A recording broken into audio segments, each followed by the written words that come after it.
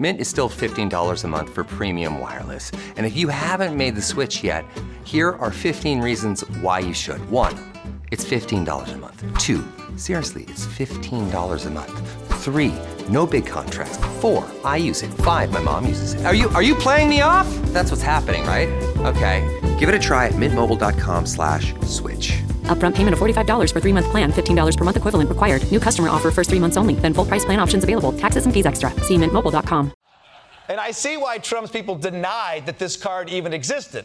But now that we've all seen it, there's nothing left for them to do except continue to deny it. The White House this morning flatly denying the president drew or signed the message. The president did not write this letter. He did not sign this letter. From what I see, it's not a signature. I've seen Donald Trump sign a million things. This doesn't look like his signature to you? Nope. I can tell you my father does not sketch out cartoon drawings. Okay. Hey, I'll give Eric Trump a pass. He has no way of knowing what a birthday card from his father would look like.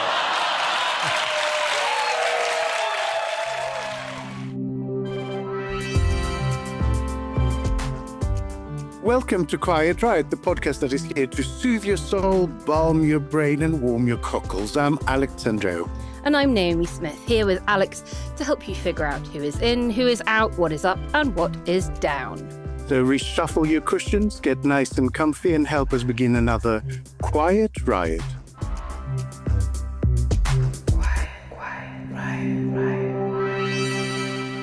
Hello and welcome to Quiet Riot. I'm Alex. And I'm Naomi. This week, with the US president battling domestic fires and France in disarray, both Putin and Netanyahu seem to have ripped up the international rulebook, even tattered as it was. Is this chaos, or do the pieces fit together? And with Nigel Farage surging in the polls, we are going to help you decode populism, from the rhetoric they use, to the money that fuels them, to the tribes they are collecting, and importantly, the messages that might just work to help mainstream parties woo voters away from reform. To help us in making their Quiet Riot debut, it's, wait for it, former Chancellor of the Duchy of Lancaster, former Chief Secretary to the Treasury, current Chair of the Business and Trade Select Committee, and long-standing MP for Birmingham, Hodge Hill and Solihull North.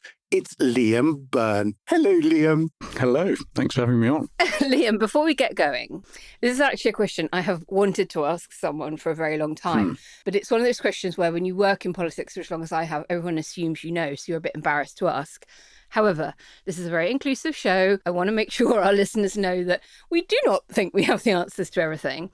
Liam, what is the Chancellor to the Duchy of Lancaster? Because in my head, it's where you go around Lancaster collecting cash from the estates of people who died without a will and then give it to the monarch.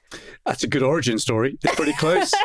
It's actually an office in the royal household. Right. And it's for a long time been the position that is occupied by the person who is basically the Minister for the Cabinet Office. But you are technically a member of the royal household. And so you do have to pitch up at the palace on pretty regular occasions. Oh, right. And then curtsy to the Queen, or you do, and there are particular duties. One of the most important is what is known as the pricking of the sheriffs. So as you probably know, Naomi and Alex, having been in politics for as long as you have, the way the sheriffs are appointed is their names are inscribed on a very long bit of vellum, and the way Her Majesty, and I guess His Majesty, signifies their appointment is to ram a bodkin through the vellum.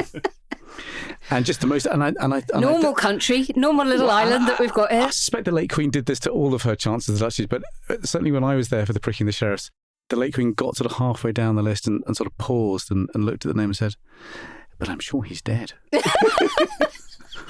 That is a wonderful, wonderful anecdote about the late Queen. Thank you. So you go to the palace and you're essentially the Minister for the Cabinet Office. Exactly. In terms of government. Got it. Okay, thank you. Liam, as we've got you here, it would be rude not to ask you, how do you think the Labour Deputy Leader contest is shaping up, and have you declared your support for anyone? So I have declared my support. I'm a long-standing fan of Bridget Phillipson, and I particularly like the message that she put out very early on in her candidacy about child poverty. So I have one of the highest rates of child poverty in my constituency. I have one of the new day nurseries that is just being rolled out nationwide in my constituency. To me, that sounds all good. I think Bridget is strong. I think she's a fighter. She knows how to defeat Farage. And so I think she would make a really good deputy leader. And the race itself, are we expecting it to be a contest or a coronation? I think it will be a contest. You've got to get 18 nominations and you've got to achieve that by close of play on Thursday. So there's quite a wide field at the moment. So I think that field is going to narrow pretty soon. My guess is, though, that there will be a race because actually in the Labour Party, we love nothing more than elections. You could potentially get up to 5 people with 8 each. You could. I don't think we're going to get to 5. I think it may come down to 2, possibly 3, but I suspect definitely 2. There were some fond hopes from some people that there may not be a contest last night. I think came on from Do you think Bridget being in their cabinet is sort of sufficiently differentiated from the current leadership? And is that an important function of the deputy leader, do you think? So there is definitely a big role for speaking truth to power. That is definitely something that you want from your deputy leader. And the deputy leader's got to bring complementary things to the leader. So having a deputy leader who is from London, for example, would be a big problem, I think, for a lot of people in the Labour Party. And you do want someone who is not going to be a yes woman.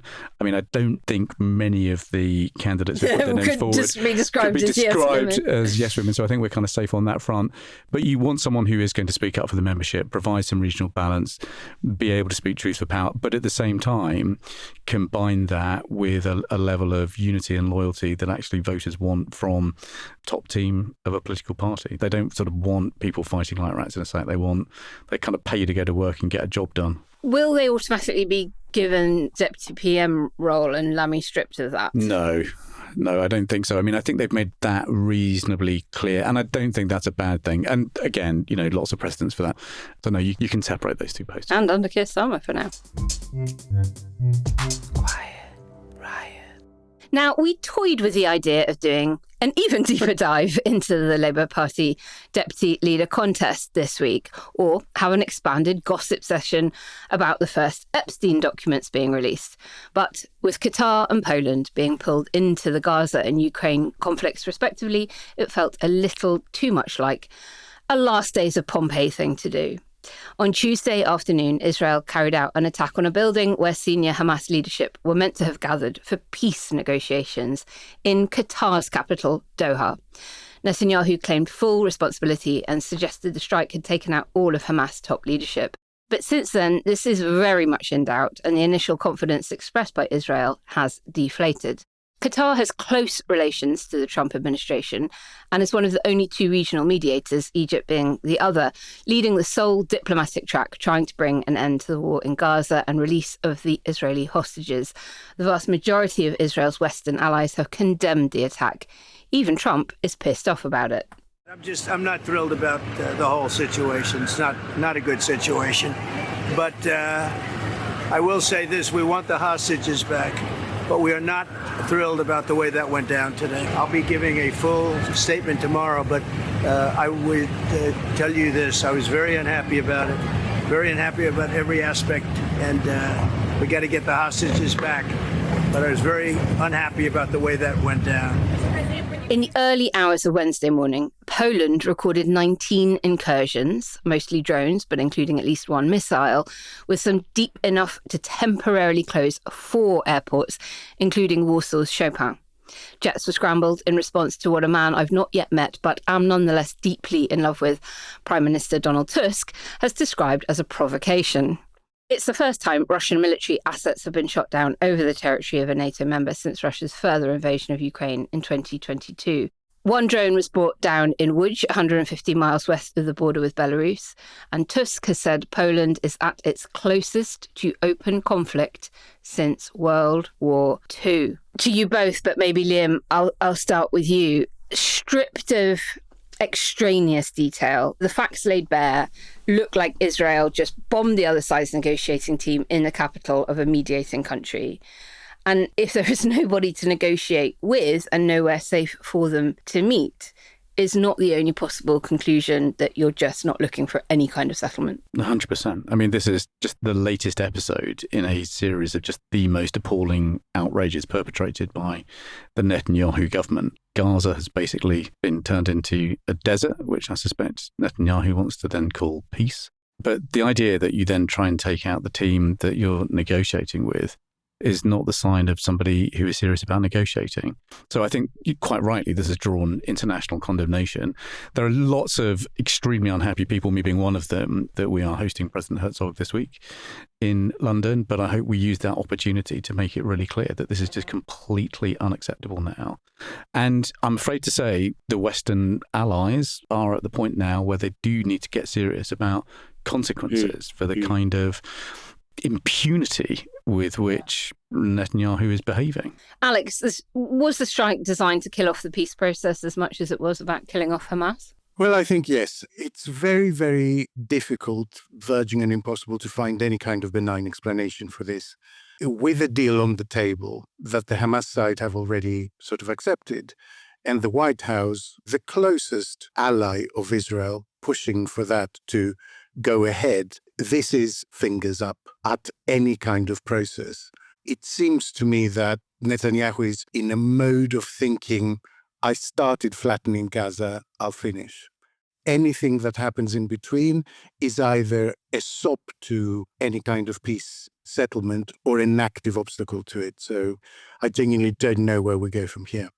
I mean, Starmer condemned the strike in very strong terms. I think the strongest terms that have come out of Number 10 so far. But he still hosted the Israeli president in Number 10 on Wednesday. And he mounted an uncharacteristically, I think, curt defense of this approach, responding to the SNP's Stephen Flynn during PMQs. Let's have a little listen. A man who will ignore every word the Prime Minister says. Would he invite Vladimir Putin into Number 10? Would he invite Benjamin Netanyahu into Number 10? What does it say of this Prime Minister that he will harbour this man whilst children starve? The point he raised is a very serious one. We all want an outcome that ensures peace, that the hostages get out, that aid gets in, and there's a two-state outcome. It is the only way we will get peace in a region that has suffered conflict for a very, very long time. I will not give up on diplomacy. That is the politics of students. Liam, is there space for diplomacy in an age of sort of binaries where everyone wants you to declare completely fully for one thing or another, preferably on social media?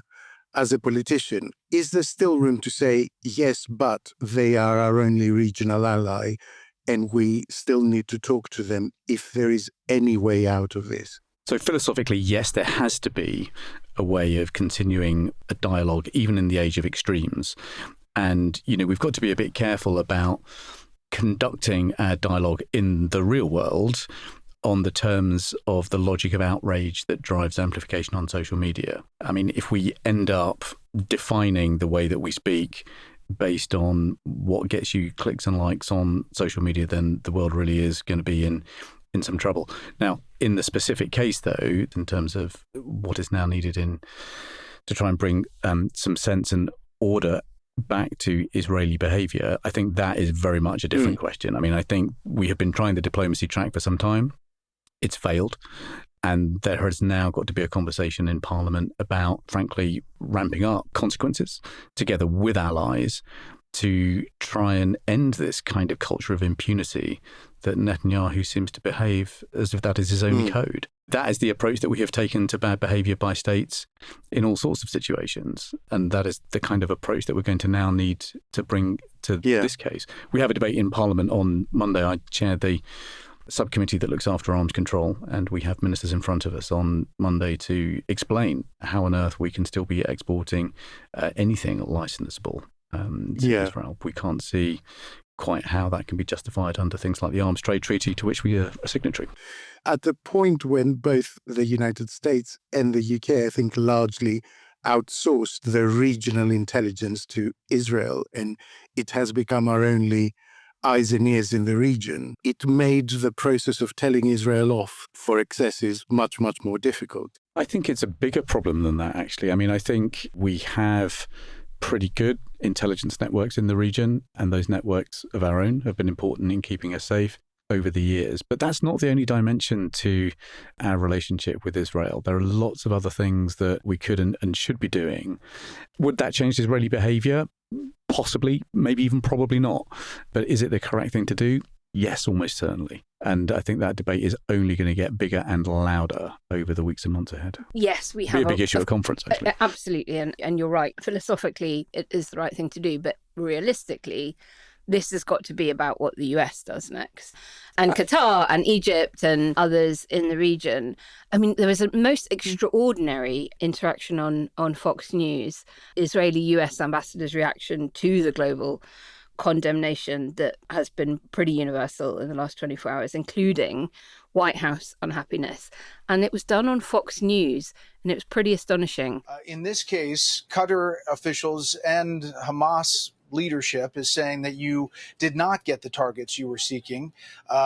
They are obviously condemning this attack as attacking inside an allied country to the U.S. The U.S. here at the White House expressing concern that it did not advance the goals of the U.S. or Israel. And you have the Gulf states, including Saudi Arabia, with very pointed statements in condemnation.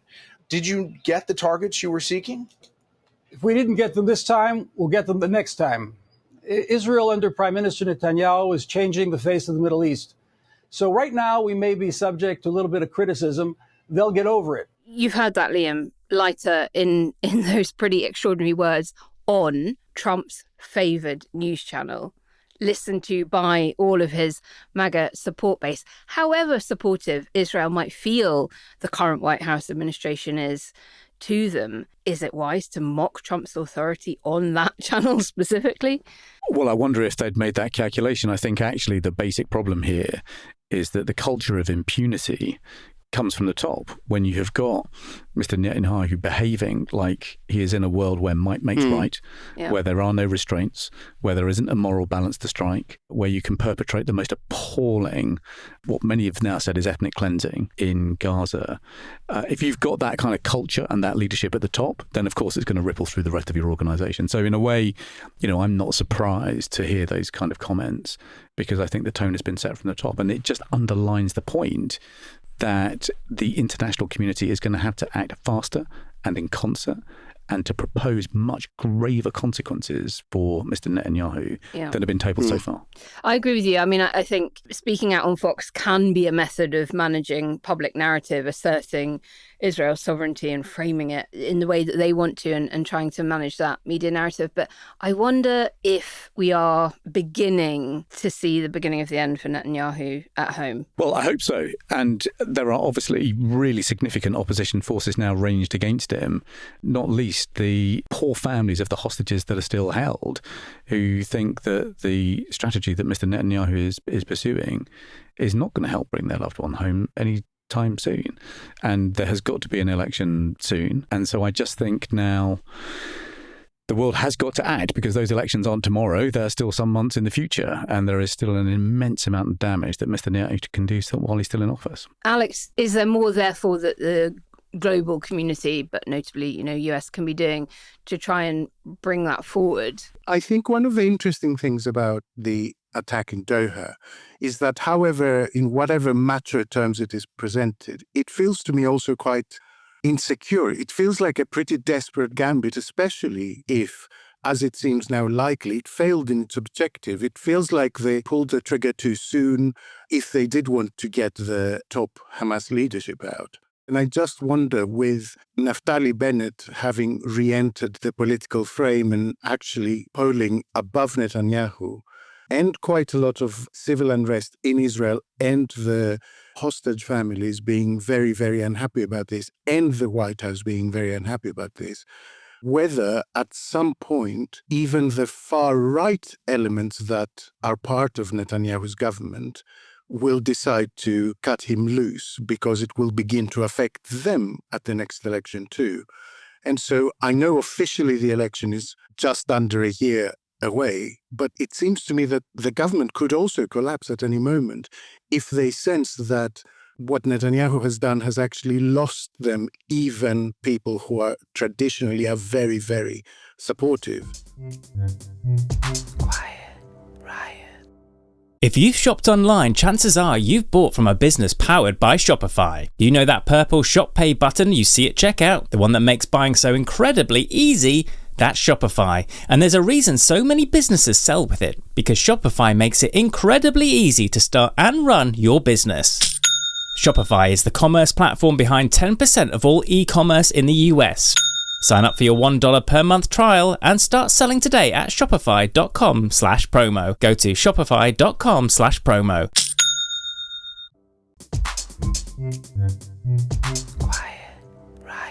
Liam, I don't want to go into conspiracy theories, but there is a suspicion that some have expressed that, whether for health reasons or internal politics, Trump is not really in charge of anything. He's in charge of the reality show aspect of the presidency, but really he's playing with the Fisher-Price set of it, where the buttons and levers are not really connected to anything. What do you think? What's the impression you get? So I disagree with that. I think President Trump's second term has got a distinct flavour of having moved from the improv that characterised his first term to a project. John Sopel has a very good phrase for this. He says it's like that scene in Jurassic Park where the velociraptors learn to open the doors.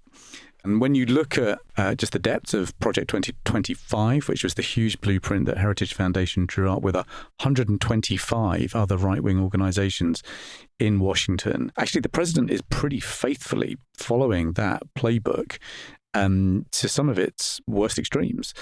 So actually, I think when you look at both the policies that are being pushed through, and then crucially, when you look at the personnel, you can see a very clear project of power to remake the United States. There's an old saying in American politics that personnel is policy, and you can see this very much in the appointments. You can see that philosophy very much in the appointments that President Trump is making.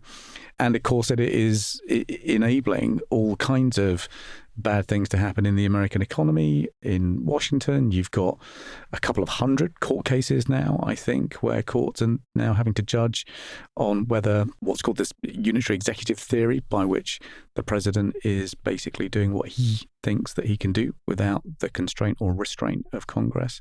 I think it's a really clear break with the statecraft of American politics that we've known for most of our adult life.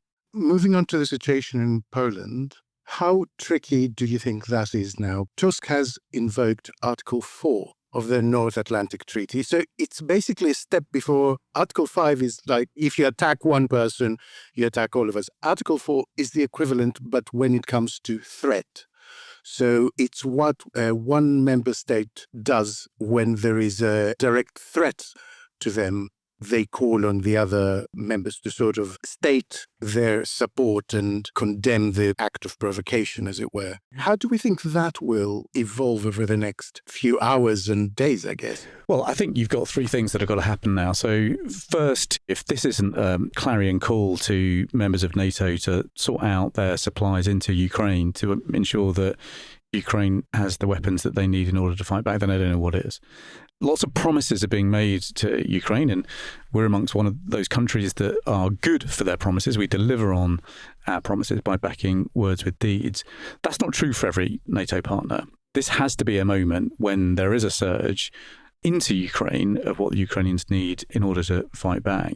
Second, though, it's just a really big lesson to NATO to accelerate its own integration and building up of the things that we need in order to defend ourselves, in the knowledge that America is not going to provide quite the same sorts of things that they have before, whether that is in global surveillance or whether it is in heavy lift aircraft. There's just a lot of capabilities that NATO doesn't have if America changes its role. It's like, the coach and captain leaving the pitch. So we've got to actually get better at being authors of our own destiny and crack on with some of the rearmament programs that have been announced. And then the third thing we've got to do is just recognise that national security is only as strong as our economic security. And we still have got this kind of crazy standoff between European partners and indeed the UK when it comes to how we're going to work together to sort out defence supply chains. So again, we've made lots of positive noises about working together in the future, but those deals aren't really done in a way that the private sector and defence suppliers can actually step up and supply to.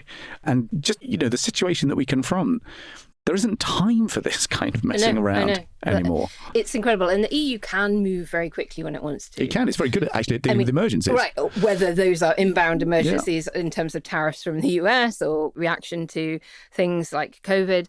But Ursula von der Leyen herself now in deep trouble, facing yet another no confidence vote. There have been 2 motions laid, one from the left, one from the right. And of course, Parliament in France having to choose a new prime minister.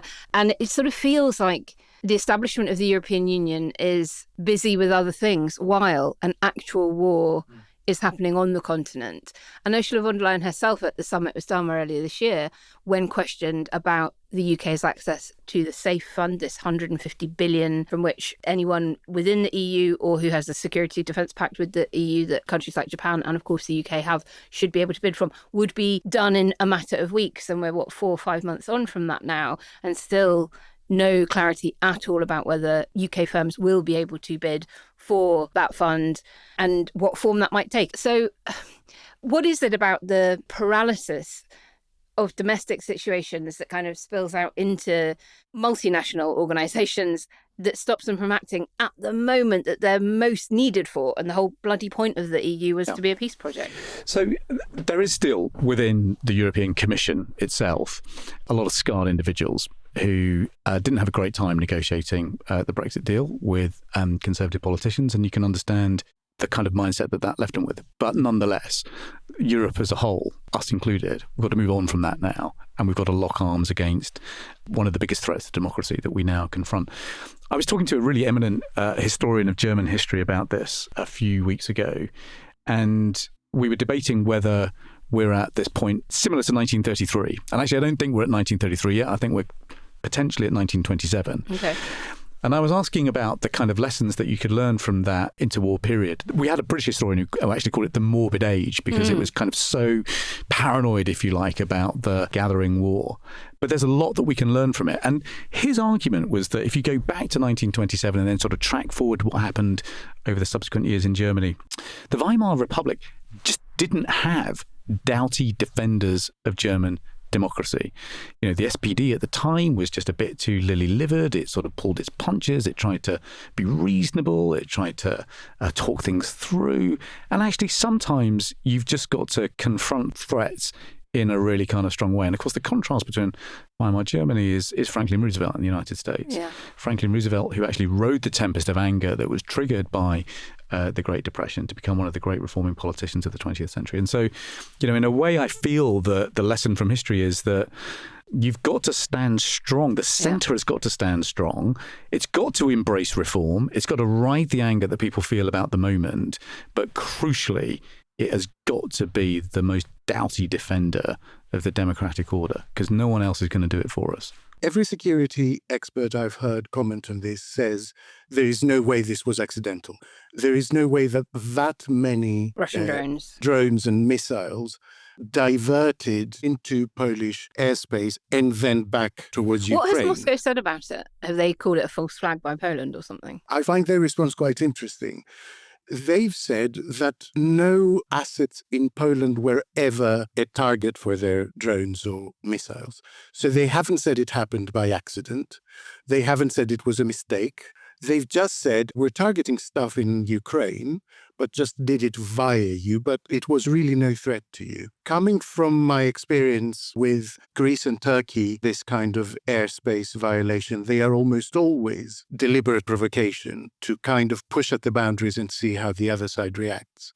And I think that's what's going on. I think it's a push at the boundaries that has effectively two objectives. First of all, to see how quickly and strongly NATO and the EU react. And secondly, also to make other countries thinking about diverting military resources towards Ukraine think twice about their own borders, which is also a very important aspect of this. And I think one that's slightly under-discussed, because the countries that border Russia, like Finland and the Baltic states and Poland, it makes them both the ones that want to support Ukraine the most, but also the ones that feel most insecure about shifting their own military assets to another border. And not for the first time would Putin be calling our bluff to see how we reacted. I mean, he's done it before and we haven't reacted. Breached the Budapest Memorandum, invading Crimea. We didn't react in the way on paper we said we would. I had cause to look at the context around the annexation of Crimea recently for another project. Some of the pieces are missing as memory moves on and things become hazier, right? It was almost concurrent with a Syria situation. David Cameron had been told by our parliament not to intervene in Syria in any more robust way, which caused Obama also to lose a vote in Congress. I think that was quite a bruising experience for both Cameron and Obama. I was there at the time and I remember it differently, I'm afraid. I mean, the votes definitely went the way that they did, of course. But there was a reason for that. And the reason was that the argument, actually not so much David Cameron, but the wind-up speech that Nick Clegg gave in that debate was so poor. He said the swear word. He has said the swear word on the show. I'm sorry to no, you trigger me. You see, to bring that to listeners will know that when that name is said, he left so he raised so many doubts and questions about the nature and integrity of UK strategy that he lost half of the House of Commons in the space of about 10 to 12 minutes. I mean, I wasn't making a value judgment on the strength of the arguments for and against. I'm just saying that when we think about the annexation of Crimea, that part is usually missing. I mean, it is an important part because it was quite embarrassing and it was a defeat for both of them and ushered in an era where the West was a bit gun-shy.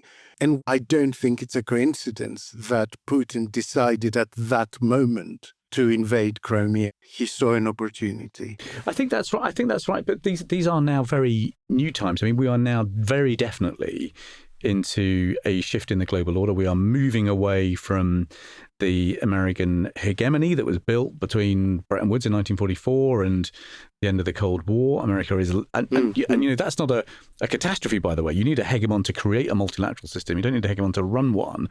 But if America, as it is recalibrating its role in this global system, then the coalition of the willing does have to step up in order to ensure that there are safeguards against order and chaos. And actually, where Keir Starmer has been strongest over the last year is in helping quarterback that new coalition, not just the northern Euro-NATO countries, but Australia, Canada, South Korea, once they sort themselves out, and crucially, Japan. So you can now see a different kind of order that I hope will keep us safe as we move towards what we can only hope will be a more concert of power-like system by the middle of this century, which is our best hope for some kind of new stability. Right, we need to move to our call to action. There are so many things we could ask people to do relating to all of the conflicts that we've just been talking about. But Alex, I think you've got one. I would ask you to support medical aid, both a Gaza arm and Ukraine arm. We'll drop both links in the show notes. They provide supplies for medics, everything from stitches, gauze and painkillers to artificial limbs. They could not be needed more in both war zones, and not just as a practical bit of help, but also as an international expression of solidarity. I think psychologically they are absolutely vital to those populations. Quiet riot. I was deep in it, gaming on Samsung Galaxy Z Fold 7. Unfolding the screen made it twice as big and so immersive, I kinda lost myself. Might have trolled a little too close to the sun. Someone in the chat told me to touch grass, so I took my Z Fold 7 outside and kept playing. Still won, got a tan, and a nice little reset. Powerful processor, realistic graphics, you stay locked in, streak stays alive. Can your phone do that? The new Galaxy Z Fold 7. Get yours at Samsung.com. Okay, listeners, it's time to decode the great mystery of our age. Who exactly are the folks queuing up for Reform UK? King's College London, the Fairness Foundation, Faster Horses and Best for Britain have done the hard yards, digging into the minds of thousands of reform-curious voters, and surprise, They're not all pint-swilling Farage fanboys. In fact, some are just fed-up pragmatists, some are stuck in the melancholy middle, and some are basically shouting at potholes. What this research shows is that populism isn't just about Brexit nostalgia or angry Facebook memes. It's about trust, or the total lack of it. People are sick of Westminster, they feel left behind by the system, and they're latching on to whatever looks like it might blow the whole thing up. The kicker? Nearly half of these voters could be persuaded to look elsewhere if anyone can actually speak to their hopes instead of just their rage.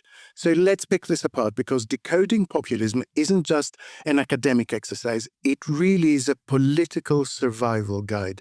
Liam, you started this piece of work with sort of rhetorical analysis, working across continents to understand the kind of language populists the world over are using. So what should we know about how they craft their message? How universal is it?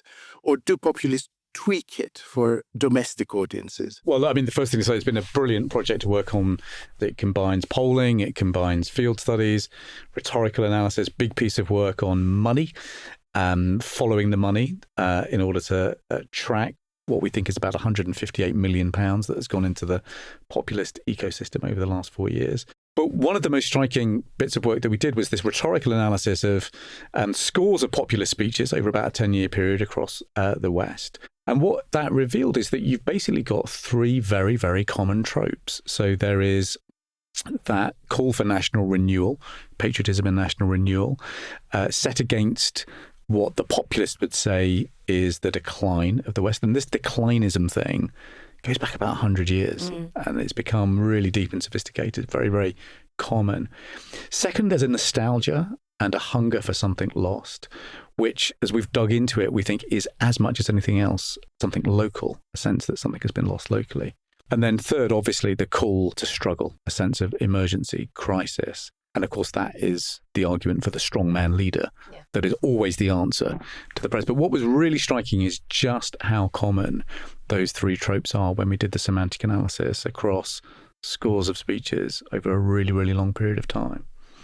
And even through to when you look at the speech that the new Reform Mayor of Greater Lincolnshire made, you deconstruct that, it's exactly the same structure. It's like a playbook. Well, they all go to common schools, usually in America, and it gets paid for by the religious right, sometimes just the right, other times, and they go and get trained on how to do all of this and how to craft message. And well, and the religious right is an important piece of the puzzle, actually. I mean, there's been a big new report, actually, that's come out reasonably recently that reveals about $33 million a year going into European populism from the American Christian right. If you believe the US intelligence services, that is about the same amount of money that goes in from the Russian intelligence services into the populist right across the West and the United States. So, there are lots of people with lots of agendas that are spending an awful lot of money on this work. Well, we were going to ask you about that and how joined up the funding around the world that's being funneled into all of these far-right projects and parties is. I mean, they always talk about the Soros stitch-up on our side of the debate, but is that just projection? I mean, are they all essentially being funded by the same shadowy figures wherever in the world they happen to be pushing a far-right agenda? So it's obviously changed. There's been a lot of work that organisations like the Atlantic Council have done that have mapped really clearly the links between Russia and far-right parties in Europe. That link has been well established. Russia has been burnt from that experience, and of course it suffered when there was wholesale expulsion of intelligence officers in their embassies after the Salisbury poisonings. But of course they've adapted. And so what we now believe is that Russia is seeking to move money into the bank accounts of its Western proxies through cryptocurrency, which is why cryptocurrency donations are something that we've absolutely got to fear a bit when we get the elections bill before Parliament soon. But look, I mean, what we found is this complete fusion between the populist media system and populist politics. And so you've now got money coming in from all kinds of strange places into organisations. I don't know if I can use the word GB News on this, but coming into channels like GB News, from where it is then going to pay politicians from a particular party. Very, very significant sums. Alongside that, you can also now track tens of thousands of pounds coming in ad revenue from X. So if you've got a social media platform in your corner, that's Rupert Lowe's made a positive. killing. It's made an this year, absolute fortune. But it's the way in which these systems are now completely wired together, certainly in the UK. And that's a model that's not an accident. If you go back to the paleo-conservatives like Pat Buchanan in the United States, at the time Pat Buchanan rang about George Bush, they were really clear that they had to command the cultural commanding heights because, as Andrew Breitbart later said, politics is downstream of culture. What is fascinating is that when you study the intellectual roots of this strategy, it comes back to the lessons that they learned from Gramsci. Yeah. And of course, it was Gramsci's prison notebooks that made the argument about the importance of hegemonic struggle, the war of position. And there is now an entire literature that is documenting the way in which far-right and populist politicians studied that, learnt from it, and adapted to it. So in Pat Buchanan's book, Suicide of the West, there are pages and pages on the importance of Antonio Gramsci. But you're now beginning to see the same kind of investment strategy show up in Britain. So of that 152 million that we mapped, it's about 4,000 transactions, pretty much. Overwhelmingly, it comes from 3 or 4 people. And overwhelmingly, that money is going into the media systems. And then from media, it is flowing into the bank accounts of certain politicians.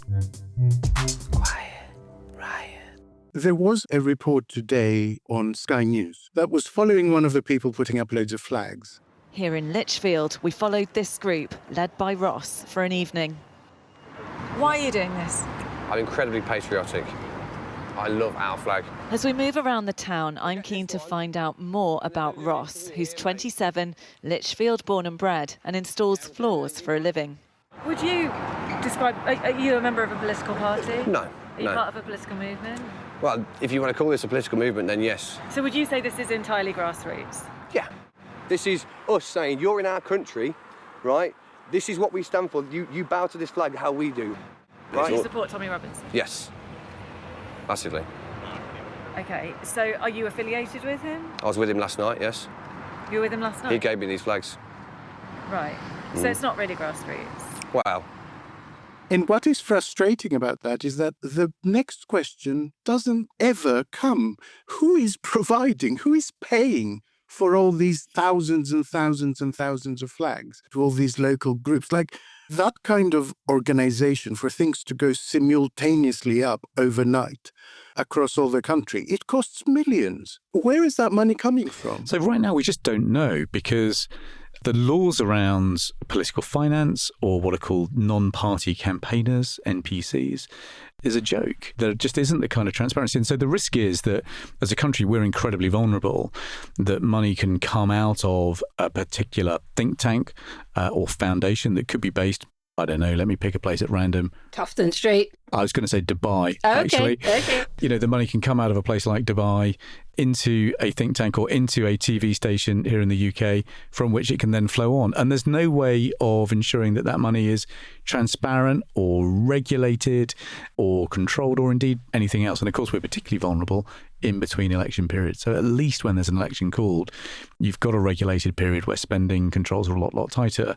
But as Linton Crosby used to say, you don't fatten a pig on market day. And so it's that period in between elections that is actually really, really important. Now, there's a chance for us to get a grip of this as a country when the elections bill comes before Parliament soon. I'm one of a few politicians who is saying to the government, don't bring us a bill that is wrong. Get it right. Yeah. Take the time to get it right. Make sure that you've got in it things like banning cryptocurrency donations and the other kinds of controls that we need. I want to ask you about the point you were talking about earlier, that sort of famous phrase that culture flows to politics, not the other way around. Yeah. And I think it's something that the other side do so much more effectively. So when at Best for Britain we're analysing the YouTube channels and the podcasts and the manosphere, infosphere, and it usually is a manosphere, but totally not exclusively, hasten to add, they don't talk about politics.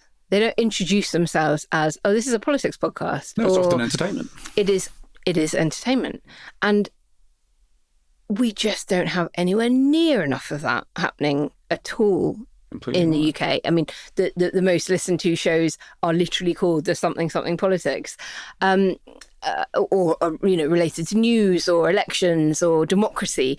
And those words just turn people off. And it means that the vast majority of people in the country are tapping out of the messages that might de-radicalize them and hoovering up information from people who are running extremely explicitly, to all other intents and purposes, political accounts, just not naming it as such, and under the guise of, health and wellness or, a cooking channel or whatever it is. And within seconds of consuming that content, they do pivot to a hardline political message. Yeah, and it's a much bigger problem than people realise. So as part of our work looking at funding flows, we mapped a couple of online accounts like GB News, Matt Godwin, and then just looked at the accounts that followed them, about 30,000 accounts. We then looked at who else they followed. Like a very intricate web. Really, really intricate web. And to our horror, what we discovered is that 80% of the most important influencers in that network are American populists. Yeah. And so what organisations like GB News have done is basically laid the foundation for what is an American populist ecosystem.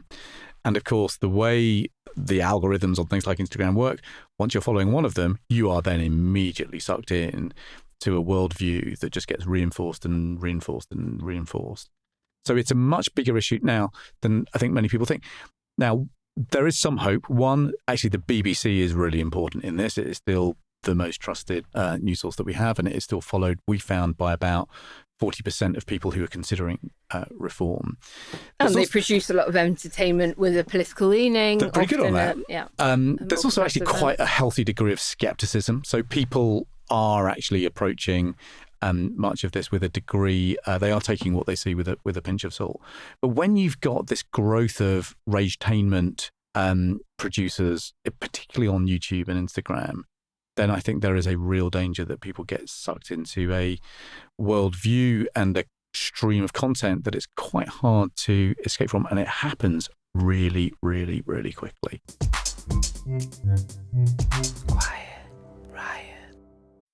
Learning through play starts with Lego Duplo. With Lego Duplo, toddlers can develop real-life skills while having fun with colorful bricks made just for them. Large, easy to grip, and safe to explore.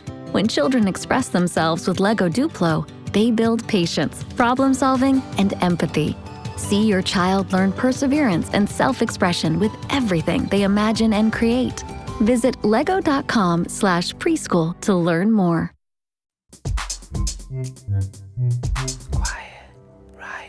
The polling that was commissioned by Rest of Britain to support this project, what did that find? We did a huge national sample, and then we did an equally large sample of people telling us that they were probably going to vote reform or were definitely going to vote reform. And YouGov did the work for us, and we asked them to tell us what unites different segments within that vote. So we were able to identify 5 distinct-ish groups within this 30% of the electorate at the moment who are considering voting reform. And the good news is that they really are quite different from one another. So you've got what I would call the disgusted disruptor, a kind of guy that would they're very angry. They would respond to the Tommy Robinson turning up and going, here's some flags, hand them out. They want to burn everything to the ground and start again. Life for them has not been good. They are very financially disappointed. They are nowhere near where they expected to be in life. And they are the most likely group to vote reform. Then you've got a group who are kind of equally financially precarious. They're really struggling. They're not well off at all. But unlike the anti-establishment disgusted disruptors, we've called this group the left behind collectivists because they like the thought of the safety net existing. They want a strong welfare state. They like to know that the NHS is free at the point of use. They do have a very strong sense of pessimism and decline, to talk to one of the key tropes that came out of the rhetorical analysis. That does resonate very well with them, but they are petrified of that being taken away because they are so heavily reliant on it. And then you've got a chunk in the middle called the traditional conservatives, and this is Farage. This is who he is, and who people that fall within this group, they would look to him as the kind of guy they would like to be if they aren't actually already a golf club millionaire. They are the most financially secure group. They are the smallest group within the 5 segments. Only 1 in 7 of the reform vote currently fits into this group, but they are highly likely to vote. They are extremely climate skeptic. They're very big on the whole free speech thing. So that's how I'd sort of identify them. Then you mentioned it earlier, this melancholy middle.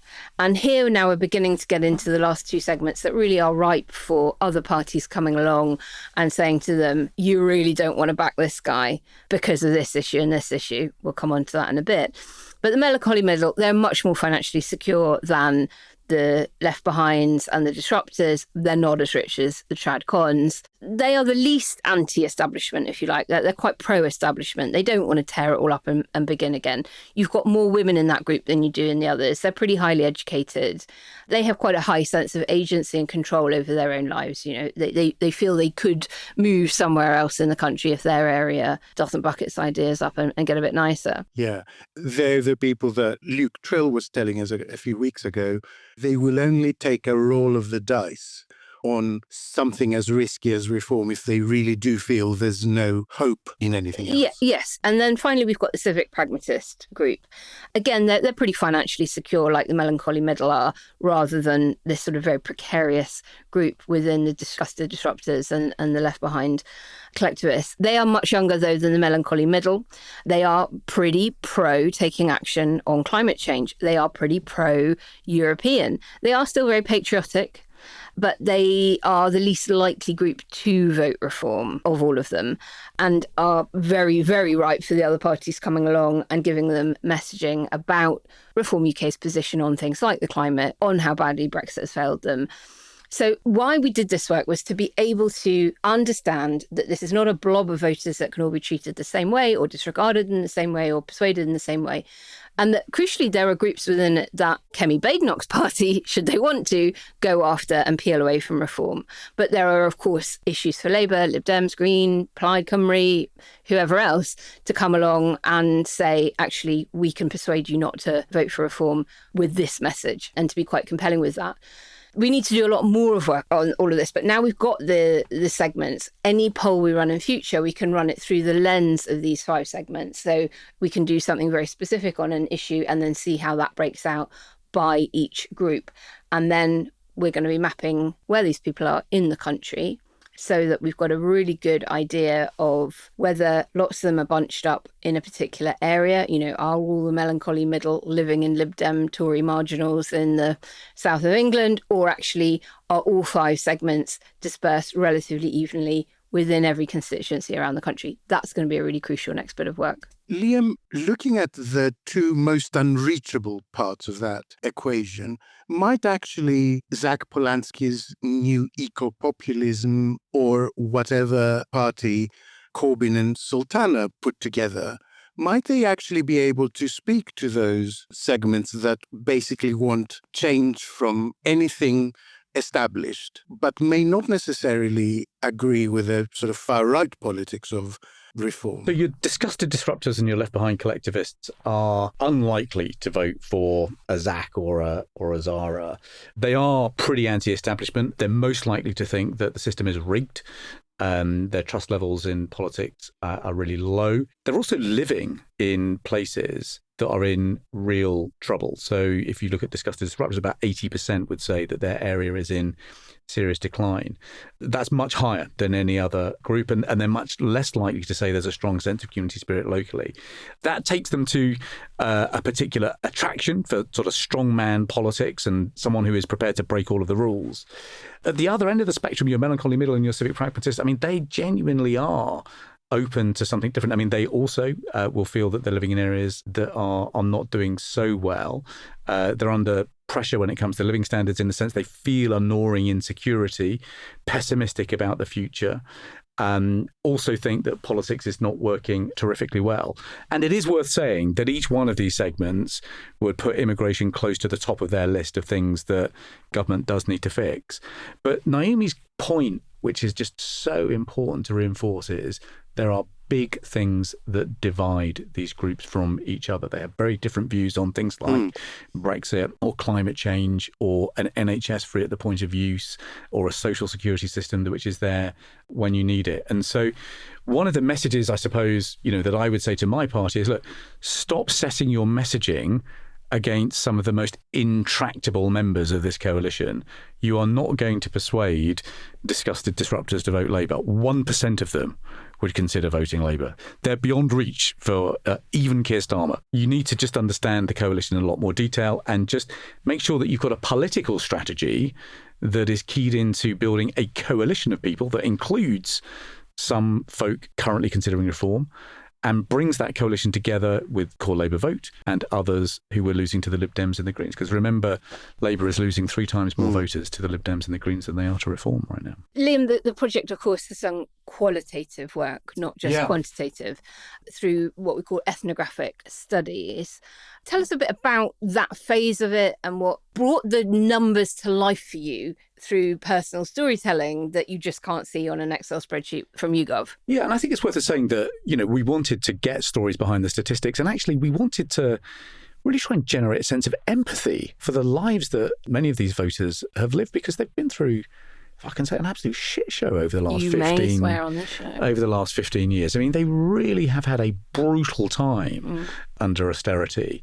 And so some of the ethnographic work, I mean, we recruited people from to represent each of these different segments that we found, and spent about a week with them online doing exercises just to kind of record what they thought about their neighbourhood, what they thought about their lives, their hopes, their futures, their kids.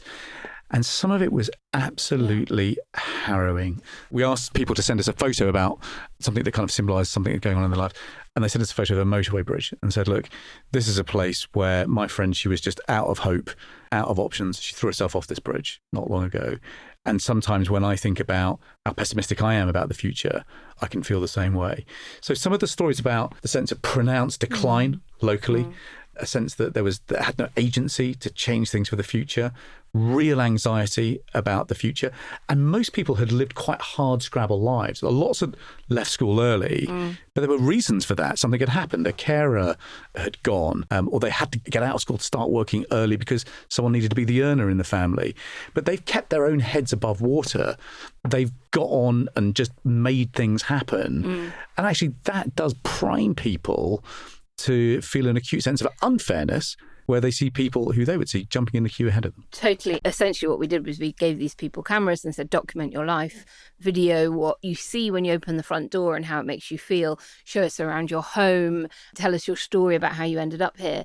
And there was one guy who was like, I'm lonely, I live on my own, I'm still having to work, even though I didn't think I would still be having to work at this age in my life. And I can't even have a cat for company because I couldn't afford the pet food. Yeah.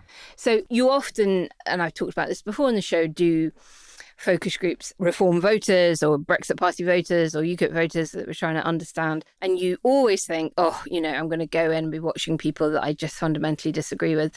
And often you come out just feeling incredibly sorry for them. Yeah, exactly. And that is your overriding emotion you take from... And one of the things that distinguishes all of these voters is a pronounced sense of pessimism. 38% think that their wealth is going to decline over the next 5 or 10 years. Huge numbers think that their kids will be worse off than they will. They will often experience multi-generational decline themselves. And that is why, when they see politics failing to deliver for them, they are just enraged. And so I hope that through this research, we can actually generate that sense of empathy with the plight that so many people considering reform have been through, because ultimately these people deserve answers and a politics that works, and they kind of deserve it now. I just want to ask one last question to bring it all together. How do you address that without addressing the media environment? You were very clear that the media setup is key for the money flowing into this area. And actually, when you have a media environment that reinforces all those things all the time, that does tell you things are desperate and things are about to get much worse for you, and there are people taking stuff away from you who are jumping the queue, and a lot of money is going on woke. And do you see what I mean? Once you get into this cycle where you're receptive to that message, you can't really tackle the electoral side without tackling the media side. So how do we do that? So I think the place you've got to start is you have to start delivering change that people can see outside their front door. We used to say that politics is local. Now it's hyper-local. It's framed by that space between your front door, the patch of grass where you might walk your dog, and the shop where you pick up your milk. That might now be closed down. That may be closed down. And actually, when we ask people, why is your area in decline, give us some texture to that, overwhelmingly people said crime and shops. Now, I don't think we can talk about the results yet of the second wave of polling, which is going to get into...